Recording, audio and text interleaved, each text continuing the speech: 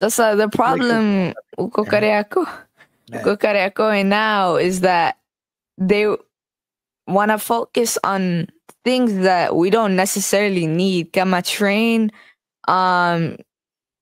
njia za nini ile basi inaitwa nini tena? Mwendo kasi.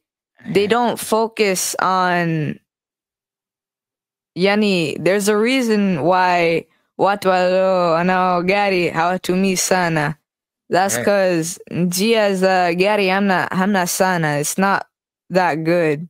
Well, mi nafikiri if they added kama njia za gari, added ile road, if they did some road work, itakuwa less problems. Alafu if they added a walk side vile for watu walotembea, kwa sababu mie huwa naangalia kuna crosswalk, kuna very little crosswalks. Mara unatembea ile pedestrian, ndio pedestrian.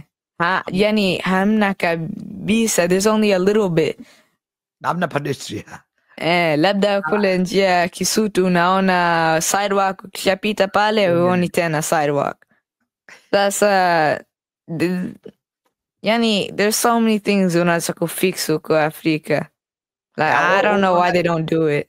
Unaonaje kwamba so many stuff fix, kwa sababu pale ikiondolewa ile mwendo kasi unahisi kwamba ikipigwa treni kama inavyopigwa Langley Park pale, umeona ile treni zinapopigwa pale, inapigwa treni katikati moja tu, kwa sababu unapoweka treni katika nchi yoyote, unapoweka treni unapoipitisha katika local community ama local cities ama local city, inakuwa ile nchi unai-update, unai-upgrade, unaifanya iwe nchi ya kitalii, kwa sababu usafiri ndo kila kitu. Sasa likiweka treni moja pale, treni tu moja pale, lizunguke katika city zile zote, mwendo kasi na nini itakufa, unaona? Kwa hiyo exactly. Alafu itasafisha zile zogo na nini, likipelekwa lile moja treni, kama vile walivyoweka treni la wanahitaji hili ambayo linaenda Morogoro. Lile ni wamefanya uzuri. Ni moja katika ambapo mimi nawapongeza sana serikali ya Tanzania kwa kuweza kuipeleka ile Morogoro moja kwa moja, kwa sababu imeipisha wepesi sana. Sana nyingine wanataka ziweke kwenye city zile. Ukiweka moja tu kwenye city za juu kwa juu, wale plani iwe kubwa, itaondosha ile vurugu yote udhaifu. Zanzibar wanasemaje kuhusu Zanzibar? Zanzibar kidogo afadhali. Hamna mizogozongo mingi, lakini again that depends unakaa wapi. Let's say unakaa pale siyo inaitwa wapi pale roundabout pale Michenzani. Michenzani kule is very loud.